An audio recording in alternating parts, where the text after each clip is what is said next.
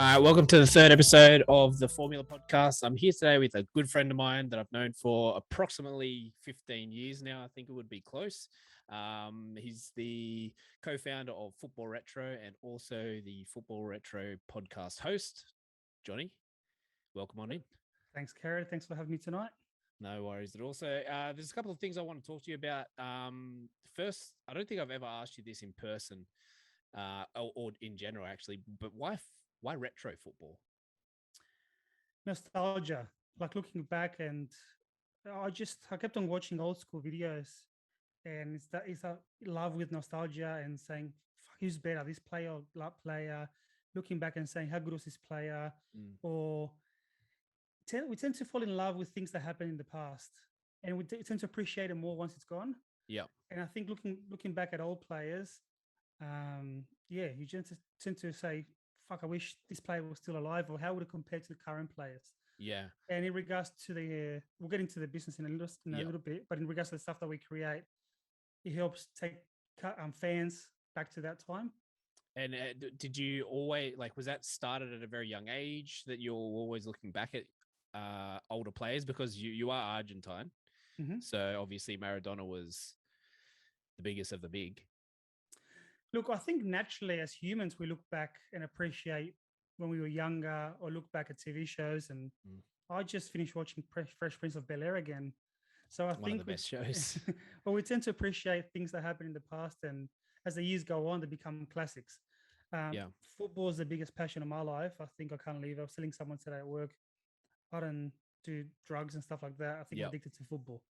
So naturally, because that's the biggest part of my life, I like to look back and appreciate old school football. Now, being Argentine, is that just in the blood? Football? It has to be. I mean, it's very rare you find an Argentinian who doesn't like or doesn't watch football.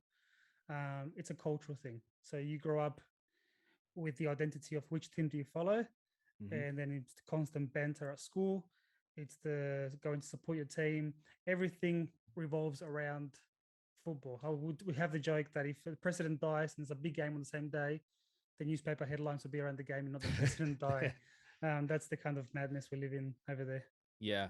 So growing up, because you moved here, you moved here at a young age, but you still grew up a part of your life in Argentina. So what was that like growing up there?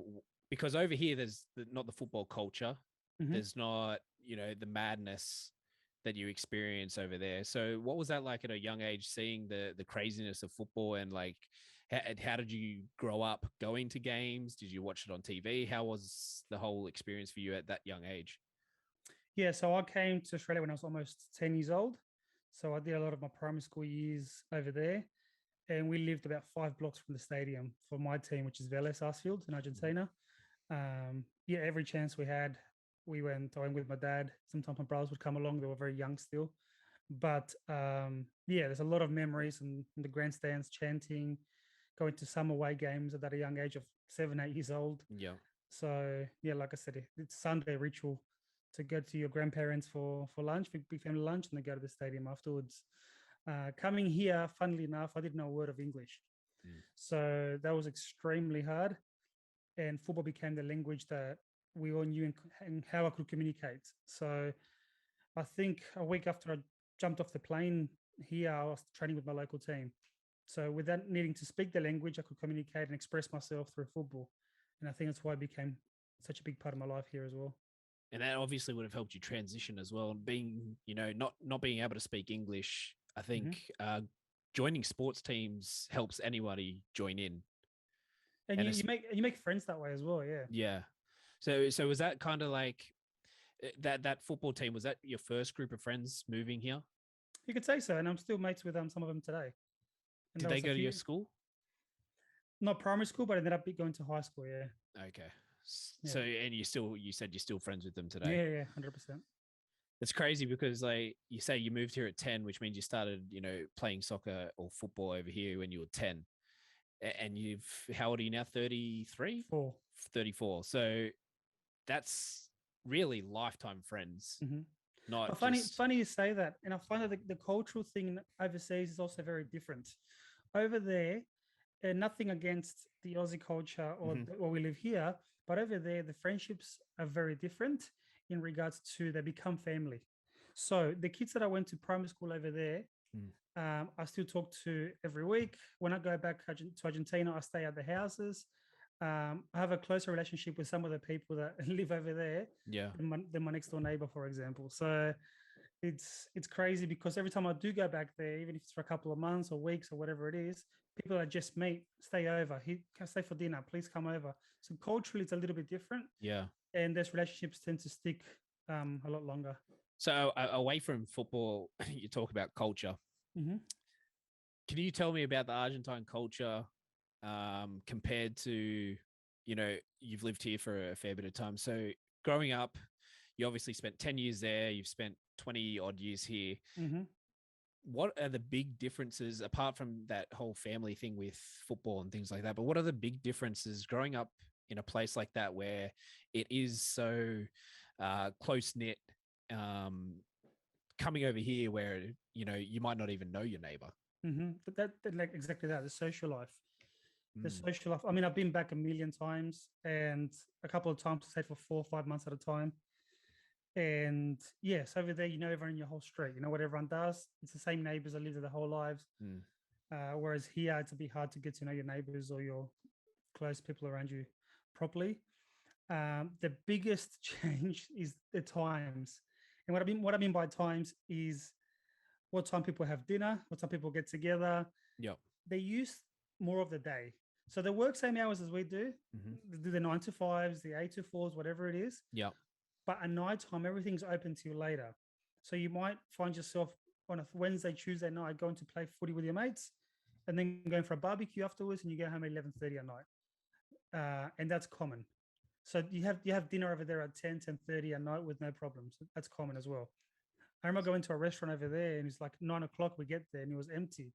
And I'm thinking, what the hell's going on here? Why is it empty? I thought it was a good one. My mate goes, just wait a little bit. An hour later, it was packed. So having dinner at 10 o'clock at night, it sounds like a crazy thing over here, but it's common over there. So you said you're playing football to sometimes 11:30 at night. Mm-hmm. As a kid, like a kid's out at that time, like just by themselves roaming around playing. Not playing, mostly just adults. But Yeah. last time I went to a second division game to watch at the stadium, Mm-hmm. and it was a Tuesday night. The game kicked off at 9:10. So by 11 o'clock, I was there. The stadium was packed and it was full of kids. So it is another still, example. yeah. What I say is, and this is the line that I usually use. Over here, we live better. The financial situation, the security, like you're not going to get robbed. Yeah. So over here, we live better. Over there, they live more. So they make more of the days. They socialize more. They tend to appreciate relationships a lot more than we may here.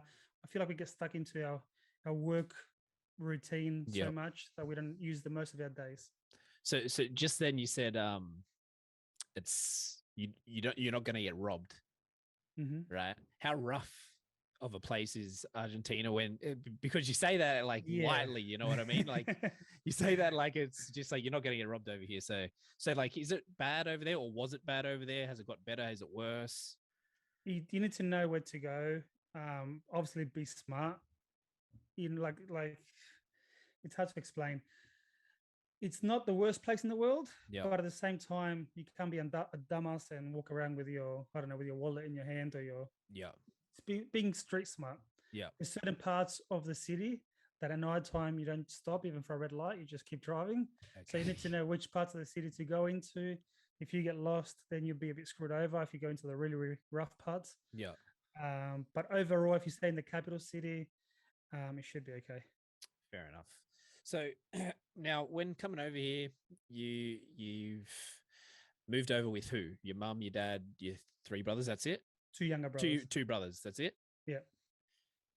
Did you have other family over here already? Because I know you do now. Yeah, my auntie and cousins were already here. They've been here since like the 70s, I think. So they came a lot earlier. Did they try like entice you guys over, or was it a decision that your parents made purely because they wanted to get out of Argentina? What was the... A bit of both. Yeah, a bit of my parents wanting a better life, and then it's just convenience that we already had family here, so we made the move here. Yeah. So I also want to know, because where did where does the love of football come from? You said it's cultural, Mm-hmm. but what was it? Was it as big as it was before Maradona? Before success? Before like, I mean, when Maradona won the World Cup, I wasn't even born yet, yeah, so I don't know. I believe so. I believe it's always been a big part of Argentinian culture. mm, Um, but for as long as I've been alive, it's been one of the most important things in the country, definitely. And you relate, you think of Argentina. I've been to Thailand, I've been to Bali, I've been to New Caledonia, I've been to everywhere, yeah, even America. You say, where are you from? Argentina. Oh, Maradona, Messi. Like, that's the first thing they say. yeah. So now, whether we like it or not, we are linked to football as Argentinians. And it's just something that everybody knows now Mm-hmm. for you guys. Now you did. There is a big part of your life that changed a lot. I believe it was 2007, Yeah. around about that time, where your father passed away. It was you and your two brothers in Australia by yourselves, Mm-hmm. and you being the oldest, it was more or less up to you to kind of raise them, Mm-hmm. or at least help raise them with family help. Can you talk me through that period of time? Because from the outside looking in, it would have been difficult for anybody, but you and your brothers have such a camaraderie, I guess the word is, and love for each other, that to me, looking out from looking out, it's like it didn't phase you in the way that I think it could have affected a lot of other families. Yeah, so 2005, I'll take you a couple of years back. Before that, my mum left. She Mhm. didn't want to be in the country anymore. She wanted to go back to Argentina. Yeah. So she decided to pack her bags and leave. 2 years after that, yeah, my dad got diagnosed with cancer, and in '08 he passed away. So at that stage, I was 20. My brother was, I believe, 18, and my other brother 13. Mm-hmm. So yeah, legally, I became the guardian of the youngest. Yeah, it was a tough time. Thanks for saying it looked like it didn't phase us. I mean, we must have done really well. Yeah, I say that because of the way that you three are. Like, Yeah, yeah, knowing yeah, you three, and I do know that you had family help, but yeah, yeah. but but you three boys are like glue. Yeah, look, and we've over the years, I think we became closer and closer, which is nice. But yeah, those first couple of years obviously was tough for everyone. Mm. I think it was tough looking back at it. In the moment, I think you're going through the motions and you're going, okay, this is what's hard and this is what's happening, and let's do it. But looking back, you think, fuck, I was only a kid, Yeah, and I had to do all this. I look at other 20-year-olds now and I think, fuck, at your age, my yeah, life was good. I left uni. I was at uni. I left uni and I got a full-time job, yeah. to try to help everyone. And so yeah, it was tough. It was tough, but I'm glad and I'm grateful for the mentality I had at that stage, because I think my mentality and my way of thinking was what didn't lead me into what you said, into negative paths. Yeah. I could have gone down a dark path personally. My brothers, I'm sure, would say the same thing. Mm-hmm. But I'm grateful that the three of us had the right attitude and mindset to sort of look for answers instead of just being angry, being sad, and being depressed. Yeah. Trying to find answers on how to feel better. Don't get me wrong; it still sucks. It still hurts. Obviously, Yeah. we miss him, but yeah, I'm grateful that the three of us have this kind of mentality. You speak about the mentality that you had. Can you elaborate on that and like explain to us Mhm. what mentality you believe you had and how you got to that mentality and positive outcome, I guess. Look, I think just before my dad got diagnosed, I started looking into this whole Tony Robbins, The Secret, all these things started popping up in my life that I was interested in, about Yep. human psychology, about how we function, how we work. Yeah.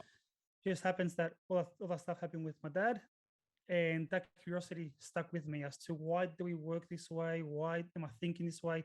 How do I feel better? Um, what is it that I'm feeling? How can I control it? So that curiosity led me into the path of doing more research and research and research. Yeah. And my doctor sent me to a psychologist because I had depression. Apparently, I didn't think I did. I just thought, fuck, I'm just sad because my dad passed. Doesn't mean I've got depression. I went to a psychologist 2 or 3 times, and I wasn't getting what I wanted. I'm someone that wants answers, but why? Why am I feeling this way? How can I feel better? Is it okay what I'm feeling? And all I was getting was, if that's what you feel, it's okay. If that's what you feel, that's not what I'm after. I don't want someone to pat me on the back. I want someone to tell me straight how it is. But the more research I started doing and understanding how we work as humans and the psychology behind it, the better I started feeling and approaching the situation differently. And then more people started approaching me saying same thing you just said. I feel like you've gone through all this stuff and I like the way you think. Why are you thinking this way? What's going on? And then I sort of started helping people without even realizing it. And then just led down that path for my career without even wanting to. I was just about to say, you said you started helping people. You did start. I remember. I'm not sure what age you were. I think it might have been your mid-20s where you started. I think The Right Habit. So it was 2011. So I would have been about 24. Yeah, 24. So The Right Habit. Can you explain to us what The Right Habit was? Because I believe you're going into schools and helping kids with struggles that they were going through with their mental health. Look, pretty much what he was.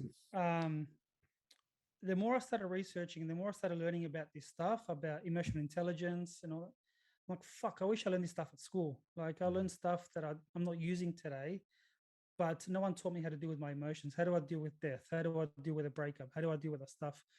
So the more I studied that, I then studied courses on how to deliver programs, how to write programs, how to speak in front of an audience. So I started putting programs together. I went back to the school that I went to. I said, hey, I've put this together. Can we give it a go? And they go, yep, no worries. And then from there, you just started growing into a full-time role with the school for 1 year, then going to different schools. And it went from, I was always interested in sports. And that's what I was studying. And I was going down the path. I was doing events. I was doing nightclubs. I was doing all this other stuff. And then accidentally fell into this. And for the last 10 years, I've been helping youth with the mindset, with the goal setting, with the mental health and stuff like that. And how hard was it initially once you got into your old school? How hard was it to network to get into more schools and continue the program that you were doing? Because I can't imagine it being very easy trying to explain to schools you want to teach people a different way of what you're teaching. Forget networking. It was hard talking to myself about it. I didn't like public speaking. Like being in front of a group. My first ever session was in front of 5 year 10 boys. That morning I vomited. I was sweating. I was sick. Just the thought of being in front of 5 kids talking made me ill, made me sick. So it's definitely come a long way. Where I was a guest speaker not long ago at an event with 1,000 people there. So it's definitely come a long way in that sense. But in regards to what you're talking about, I wasn't teaching them a different way. To be fair, it's just things that they haven't covered, but the schools knew they needed. So that the schools appreciated that it was important and they understood. But yet they were looking for programs, especially external programs, to come in and teach those kind of skills. They touch on it in PE and other subjects. But as you know, like if an external person comes, their attention span is different. It's not schoolwork. My approach was different. And even today, I'm working in the school system and I'm not a teacher, and I tell them I'm not a teacher, so I can talk differently as well. So going back to 5 people to 1,000, how did you transition from vomiting in front of 5 people to being able to hopefully comfortably speak in front of 1,000? Well, just to clarify, I didn't vomit in front of them. I vomited before. No, before. Sorry. That would have been a story. Just to clarify, because that would have been nice. How did I transition? Just like everything else, any other way of growing confidence, just by doing and stepping outside the comfort zone. So obviously my first one was what I just explained. My second one wasn't much better, to be honest. It's not like, the first one's done. And I remember after every session was relief that it was done. But I knew that it's something that I enjoyed and I wanted to do. And I kept pushing myself through. And then the more I did it, the more confident I felt, because I knew that I could do it. And now it's probably 1,000 conversations that I've had in the past. So it's more natural. The whole public speaking, I had to convince myself and different techniques that I used to be able to do that. You had to convince yourself to be more confident? Convince myself to speak in front of a large crowd because I find that easier speaking one-on-one or maybe in a small group. But I used to shit myself even in a big crowd or like 20 people or 30 people. And my trick was, why is it okay for me to speak one-on-one, but when it's more people, I'm saying the same message, I'm saying exactly the same things, I buckle. So when I'm on stage now, I think that I'm talking one-on-one and the words come out easier. If I think I'm talking to 1,000 people and they may be judging me, then I just shit myself. Do you remember the first big jump, crowd-wise? Yeah, I was a special guest I was kicking off a careers event at a school, and they invited me as a guest just to tell my story, like I just did before, and talk a little bit about what I do. And were you already confident enough to have that mindset of I'm speaking to one person rather than a group, or was that still a pretty big No, it thing was for still you? a pretty I'm shitting myself kind of scenario. Yeah. But it was the relief afterwards that I was getting addicted to. It wasn't the beforehand. Same as when I go to the gym, then I don't want to go to the gym. Yeah. Because I know the trainer's going to kill me. So it's not the feeling of going to the gym that I enjoy. I don't even enjoy getting smashed there. I enjoy the feeling of afterwards. That's why something I realized recently is helping kids get into work and stuff like that. It's, well, do something you enjoy. Well, not always. Not everyone loves what they do, but they Yeah. love the feeling of feeling proud. So do something that makes you proud more than something you love. And how long did it take you to find that one thing that, public speaking is one of the things that you do love, and you do love that feeling of relief after it, like you've done something. How long did it take you to find that was the thing that gave you that I've done something right, like I've done something that's meaningful? Look, you still question yourself sometimes, and you think, "Am I doing enough?" There's this single stories, individual stories that pop up with students that come and thank you afterwards, or stories to say you've changed this the way I think and stuff like that. That make it meaningful. But I'm someone that keeps questioning myself and am I doing enough? What else could I be doing? Is this something that I want to do forever? How can I have a greater impact? So I think it's an ongoing journey, Jared. Well, we speak about like this is what you went into. You've From when I've known you, you've always been kind of like entrepreneurial, right? Where did that come from? Because like, a lot of people are stuck in that office job, the comfortability of 9 to 5, don't have to think about work anymore, get paid, feed my family, do whatever I have to do. And they're not really willing to risk, I guess, maybe losing that easy life for something harder. But ever since you've been past the age of, creating something for yourself, 24 is pretty damn young to start a fucking business and go out on a limb, especially one looking after two younger brothers. And although probably one of them at that time already had a job, but still a younger brother. How did you get to that point where you were like, fuck this, I want to do something for myself rather than be locked into this comfortable job where I hate it or I don't want to do? Look, before anything, I don't think of myself as an entrepreneur yet. In my definition of it, you need to be successful to be an entrepreneur. So at this stage, I label myself a entrepreneur. Entrepreneur. So I don't feel like I'm quite there yet. Otherwise, I'll be living in New York. But I think it links back to the mindset that I was talking about before, and the research and studying that I was doing included a lot of business stuff. So it wasn't just psychology and mentality stuff, but it linked very closely to income, to the business principles, to marketing, things that I was interested in the first place. I was going to uni for a Bachelor of Business in sports management. So the business aspect always was something that interested me and something that I wanted to do. I knew that I wanted to be in sports, but not as a physio, not as a doctor, not as I like the business and the behind the scenes. So the business always something that I was interested in, and I just linking this mindset that I was enjoying researching with the business side of things. So when we talk business in sport, you're talking about like becoming an agent, that type of side of things. Like, where does that Yeah, fit look, in? that's something that I was starting to. I didn't know. I knew that I wanted business and sport. That's why I was at uni. I Yeah. was just out of school, so I wasn't sure exactly which way was going to lead me. Hopefully, one day I'll go back and maybe combine both somehow. Yeah.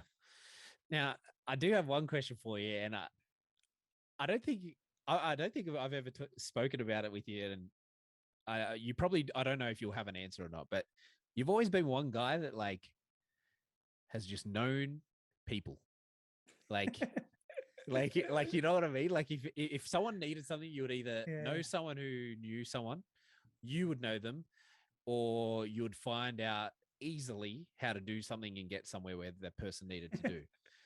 Where, like, how has that been your life? Because it's been like, it's crazy. It's funny, like it's true. You've never told me this face to face before, but it's something that I get teased about at home because the saying is Jonny knows a guy. Don't worry, Jonny Yeah. knows a guy. Um, I don't know, like accidentally just I like networking. I get teased as well that you're friends with everyone or Mm. Jonny is knows everyone, and I like networking. I enjoy the the social aspect of Yeah. life. Um, and yeah, and at the same time, I like linking people to help each other. So if I can get I don't know, mate plumber with a job, then I'm happy to do so. Yeah. But yeah, so you're right in saying that, and I notice it sometimes myself. But You don't know yeah, where it happened? uh, no, I think I stay in touch with a lot of people. So I speak to other guys who I don't know, maybe I played soccer with some mate 10 years ago, and somehow I send a message here and there. Yeah. So just because of that, those relationships, I know someone who knows someone. I guess I don't know. And there's another thing that we hung out a week ago, I think it Mhm. was. There's one, there's another thing in your personality that it's in your brother's personality as well, but dark humor. Where do, like, is this like a South American thing? Is it like your family thing?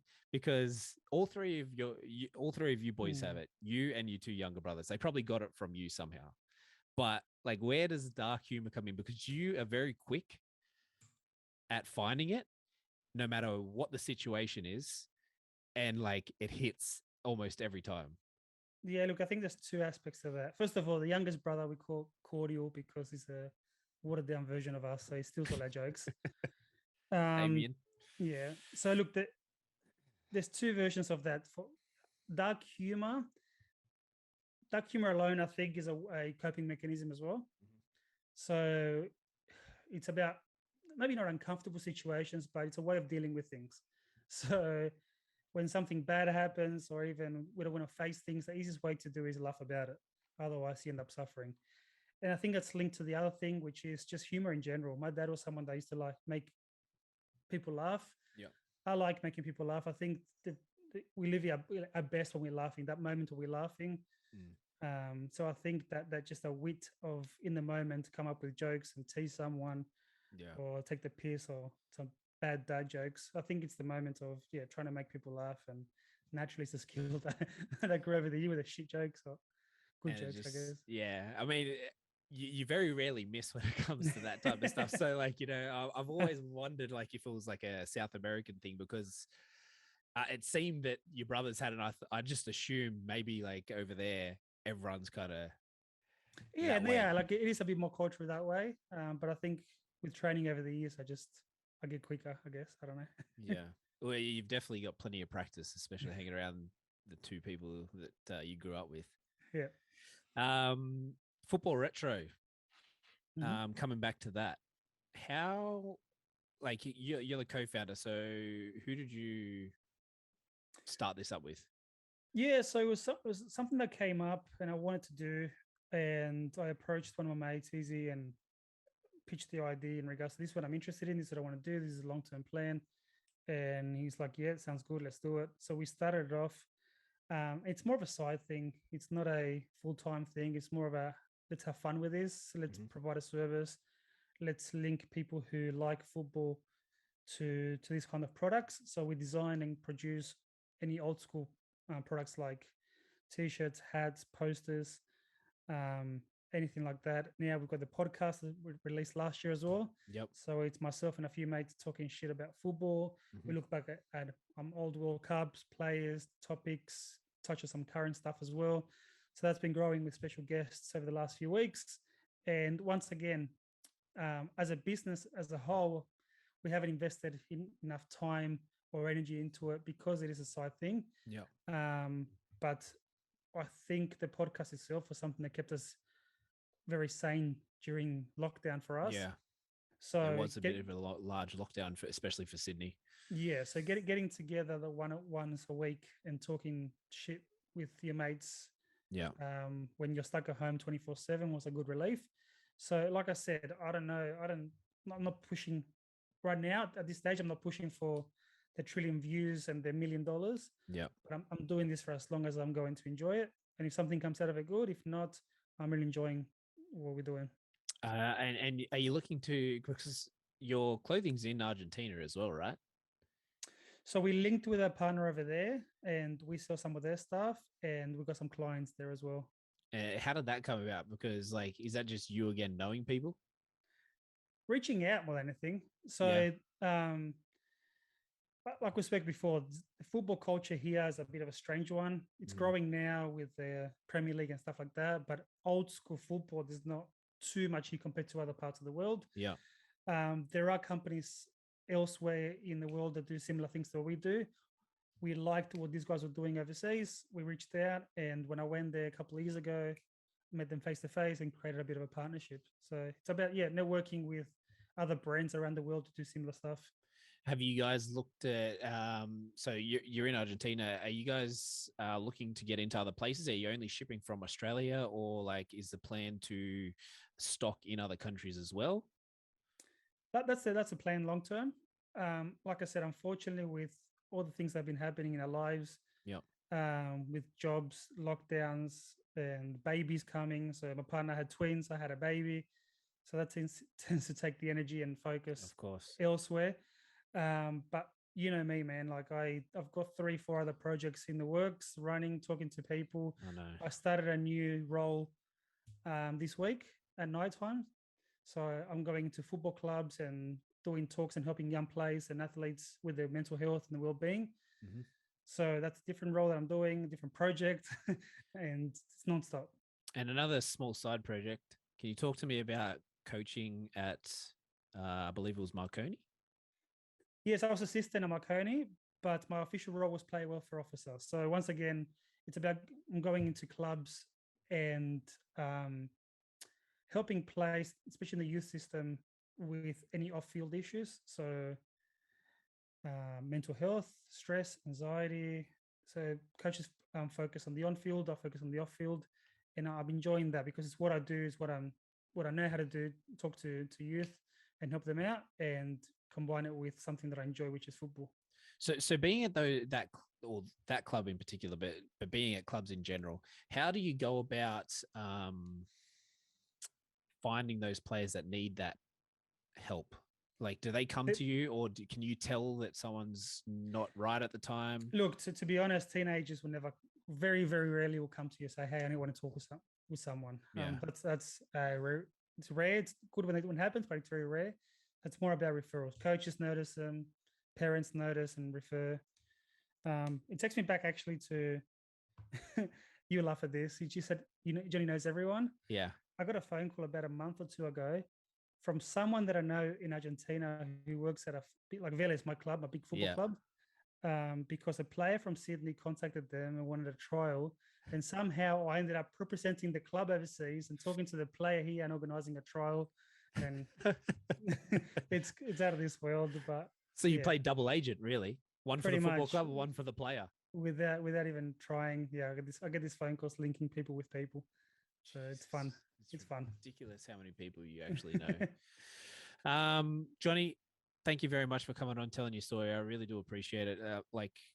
I've said it to my parents, and I've said it to a lot of other people. I've said it to your brother that you guys, it makes me proud, like being your friends and being a part of your lives, because you especially when I was in some pretty shitty places in my time, and you reached out, and you've always been the one to, if you need to talk, you can just send me a message anytime. So I've always appreciated that, and I just wanted to say, one, thank you for always doing that for me. Two, thank you for coming on here and telling your story, because I think that your story can help a lot of people, especially ones that are struggling and going through things that might be similar to yours, or maybe not even similar, but you know, just going through struggles and knowing that other people are going through struggles and can come out of it the way that you guys have. So I do appreciate that. And number three, throw all your socials, where people can find you, your websites, where they can get your merch, all that type of stuff. Floor's yours. Thanks, Harry. First of all, thank you for having me. Thank you for having me, allow me to express everything. Football Retro. So footballretro.com is a website. There's shops there. And go on YouTube or Spotify, Football Retro Podcast. Instagram, Football Retro Co. But yes, if you go to footballretro.com, everything's there. Thank you, guys. Thank you, Fuzo. Thank you very much, my friend. I'll have a chat to you a bit later on, but thank you very much for coming on again. No problems. Cheers, brother.